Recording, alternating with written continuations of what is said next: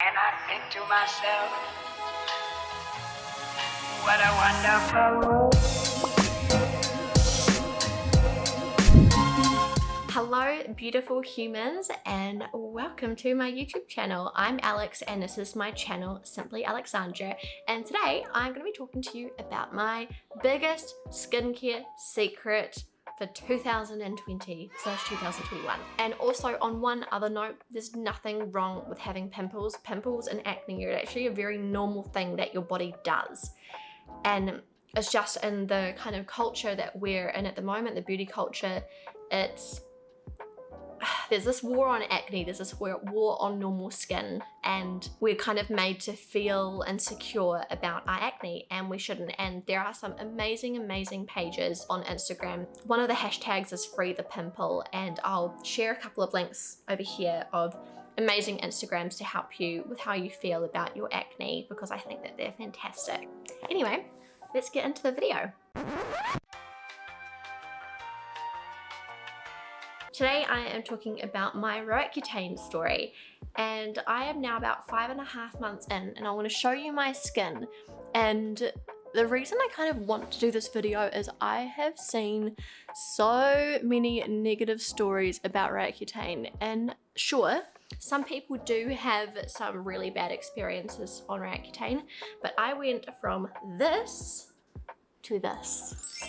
So that's what I want to talk about today. I want to talk to you about how long I've been dealing with acne, what I've tried. I got Roaccutane. I'm in Australia, by the way. There may be different processes to get Roaccutane in whatever country or state you are in. And also I have some products behind me, and these are products which I am using now because Roaccutane basically dries out your skin a lot, and you may need to use completely different products from what you're used to using when dealing with acne. So without further ado, I have had acne since I was 11 years old. I remember getting my first pimple. Shortly after getting this first pimple right up here, I got it all over my back.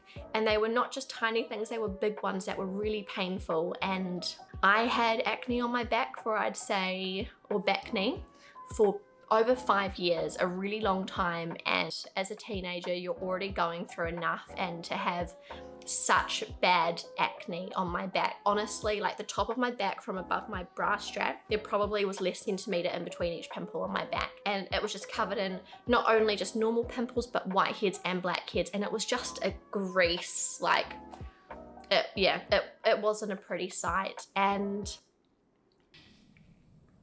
to fix it, I went to the doctor and I just said, hey, have you got something that I can go on for my acne? I started to get on a bit on my face as well, but not super bad. And so they put me on doxycycline. So I went on doxycycline, and they also put me on a combined pill. So the doxycycline makes you super photosensitive, so I got burnt or a sun rash. So they took me off that, and I was just still on this combined pill, and it worked for my skin, but I think I put on 4 kgs in a month at the time, which was a lot for me because I was, I think I was about 14 and I just never put on weight. So all of a sudden putting on weight, and it wasn't noticeable, but as soon as I went off that pill, it just fell off basically. So it was a side effect of that pill. Then the acne came back, and they put me on erythromycin, which is also really common. It's an antibiotic which deals, I believe, with the bacteria under the skin to stop it from turning into a pimple. So I went on that, worked a treat, then I went on the pill, and that worked even better. So often a lot of doctors in New Zealand, which is where I'm from, will put you on the combined pill to help with your acne. And the pill that I was on, I can't remember what it is right now, but I'll put it here. This pill not only gave me bigger boobs, but it cleared up my skin. Nice. I didn't notice any changes in my body, like weight change or size change. And it was just a great pill. And I was on that pill for 10 years until I started, so hot, to get migraines. So I started to get migraines about 2 years ago, and then I came off the pill because you can't be on the combined pill on specifically estrogen if you get migraines. So that was that. My skin was okay for a month. 1 month it was okay, and then it exploded. And this just so happened to be the year right before my wedding. So that whole year I was dealing with some of the worst acne of my life. So I thought. About 2 weeks before the wedding, I went on erythromycin, hoping that it would just do something, because I was getting pimples all over my cheeks and jaw and neck, which wasn't normal for me. And then had the wedding, skin was okay. I had 1 pimple on my wedding day, which isn't so bad. And that was all good. And then we came into 2020 and my life just basically fell over. I started working from home 100% of the time. The pole studio that I go to closed. I wasn't doing as much. I'm a very active person. Usually I scooter everywhere, like a push scooter, not an electric one. I'm one of those dorky people. And yeah, all of that just stopped and I started to eat pretty interestingly. My diet was mainly Pepsi Max and chocolate. In fact, I had a whole day where I just ate Milo cereal. Like in Melbourne, we had one of the worst lockdowns in the world and I was just doing what I needed to do to get by. But that combined with the other issues, my skin just became, oh my gosh, so sweaty, so hot. I'm gonna talk about this in a bit. The whole Melbourne situation combined with the acne that I already had, the food I was eating, the lack of exercise that I was all of a sudden, you know, I just wasn't doing any exercise. My skin just erupted. And it was horrible. I've never had acne that bad in my life and never on my face at least. I'd had acne like that on my back, but when it's on your face, it's different. And I almost felt like crying. I know I didn't cry, but I felt like crying. I could spend half an hour putting my just face makeup on trying to cover up pimples. And it was kind of nice that we were wearing masks mandatorily. Because I had so much acne right here that it would just cover up. But yeah, it was rough and I got to the end of my tether and very fortunately one of my friends is a dermal therapist and she said, you need a referral from a doctor and you can be put on Roaccutane. It does have a bad reputation, but trust me, it works. So I went to my doctor, I virtually told her about my acne and she said, okay, I'll get you referred to publicly, so public health system. Didn't go privately, that would have been a lot quicker, but I haven't paid a cent, so this is a good way to do it. So you go to your doctor, you get a referral to the hospital dermatologist. So that's public health system. So public health system, which the one nearest me is the Alfred Hospital. So I had a dermatologist, consultant, video consultancy kind of thing, where he looked at my skin and he was like, yep, what have you tried in the past, etc. I told him that doxycycline and erythromycin, that I've just come off a pill and all of that kind of history. And he was like, yep, okay, what we'll do is we'll start you on 10 milligrams of Roaccutane. And if you can handle it, we'll bump you up to 20 milligrams. And basically they do this milligram based on your weight. So they started me pretty low and my max was only going to be 20. So 10 milligrams is great. I started to notice a difference in the first week. What happens with Roaccutane is they say, look, I'll be honest with you, it starts to get worse before it gets better. And I had a week where I was like, oh, it's just getting better. And then I had a purge, which is what they call it. Basically, Roaccutane purges the skin.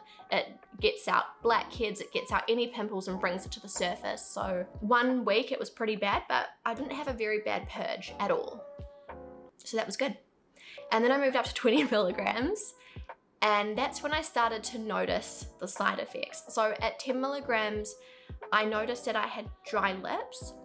20 milligrams, when I'd finally bumped it up, I got eczema. So I have a little patch of eczema right here. Hopefully you can see that.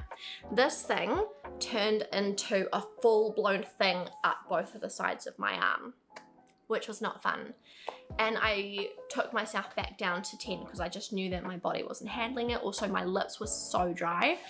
My lips aren't so bad on 10 milligrams. You can see how sweaty I am. I want to go into the side effect in a second. But you can kind of see how dry my lips are. Liquid lipstick is not recommended.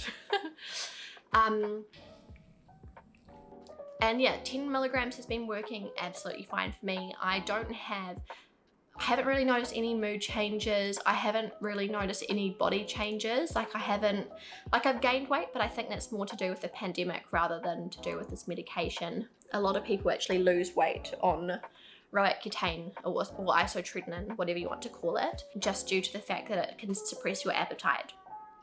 So, and for some people it can make their joints hurt. I haven't, at the dose I'm on, I haven't had any really bad side effects apart from, look at this.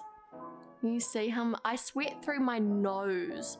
I sweat through my upper lip. Like, I'm just a sweaty beast. So hot. I can wake up in the night and I will just be sweaty. I will wake up hot, like really hot. And that is something that a lot of people say is night sweats, but I just sweat for no reason now. And it's not, and I think it's possibly because where my blackheads were, oh my gosh, this is really bad.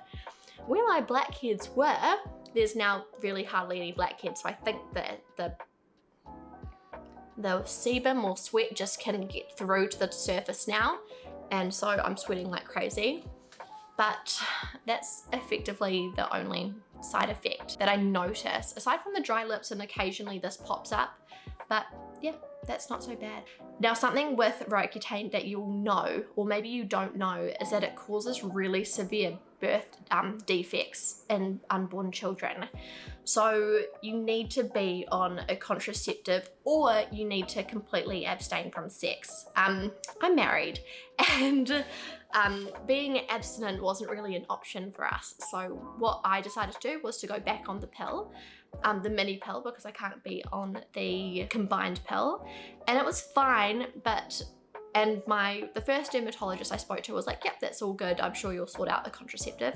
When I went back for a second appointment, they said, okay, so what contraceptive are you on? And I said, oh, I'm on the mini pill. And they were like, that's not enough, that's not enough. You need to be on something stronger. I was like, okay, look, I'll sort myself out with an IUD. And I'm telling you right now, the whole time I've been filming this video, I've had really bad cramps. I've had the Kyleena inserted, and honestly, it was like, for me, pretty traumatic. Like, I almost fainted. I threw up. I got the worst cramps of my life. They had to give me the green whistle that you often see on Bondi Beach, and I was getting really high off it. I told the nurses all my secrets and the doctor all my secrets, and I said that it felt like The Rock took his hand and was squeezing my uterus. Like, I was also that high and that much in pain. Like, it was horrible. But yeah, that's basically what you have to do to be on Roaccutane, because you just can't get pregnant. So without further ado, I've got a couple of products behind me. So I'm going to show you what I use sunscreen wise, because obviously it does make you super photosensitive. Now, this is what I used at first. I got recommended this. This is Natio Daily Defense Moisturizer SPF 50. Now, this I like and I can recommend. Another one which was fantastic, which is really good for your body as well, is this one. Another SPF 50 Neutrogena. Super easy to get. I'm not going to show you things which are hard to get. Now, this is from Mecca Cosmetica. My friend actually got me this recently. It's a fantastic sunscreen. I don't believe this one is dermatologically tested. Pretty much everything I use these days is dermatologically tested, just because once you get to this point with your skin, I've just tried so many things and they haven't worked. So now it's just like, I'm only going to use what my dermatologist tells me to use. Right, for in makeup, I use something super moisturizing. I used to use a powder, now I do not. This is Asada Mineral Makeup. This is fantastic. It's got SPF 15 in it, so it's a little bit more coverage. Now, this is just going into like a normal lip balm, but this is Forever Pink Lip Stain by Jane Ardell. This is great. I'd highly recommend having something like this just with you. Just a lip balm is handy. Now, on this side, I have my skin cleanser, so dermatologically tested. This is the Ren Milk, Gentle Cleansing Milk, and it's fantastic. Not only does it smell delicious, it's cruelty-free, dermatologically tested and approved, and they have never tested on animals ever, which is fantastic. I've then got Dermies, which is my night moisturizer. It's dermatologically tested and super cheap. Instead of popping my pimples these days, which is really hard to do sometimes, but you scar worse on Roaccutane, so I highly recommend, instead of popping your pimples, let them dry out. So I pop a little bit of this on it. So this is just Benzac 5%. And then everybody in the Roaccutane community knows about this little guy. This is the best lip balm and most used lip balm for people who are on Roaccutane. And this is a discovery I made recently. So this is Dior Lip Glow. So this is a gloss. I think it's got like a little bit of henna in it or something because it makes your lips more pigmented than what it is in here. I notice a massive difference when I use things like this. That's fantastic for night, but during the day if you want to have something on your lips, this is fantastic. It's got, I don't remember what it says it does. I'll put information here about what this does, but it's great, like really, really good. So really recommend this. That's all I have to say on that. I hope you found this video helpful, and yeah, I will see you in my next video. Bye.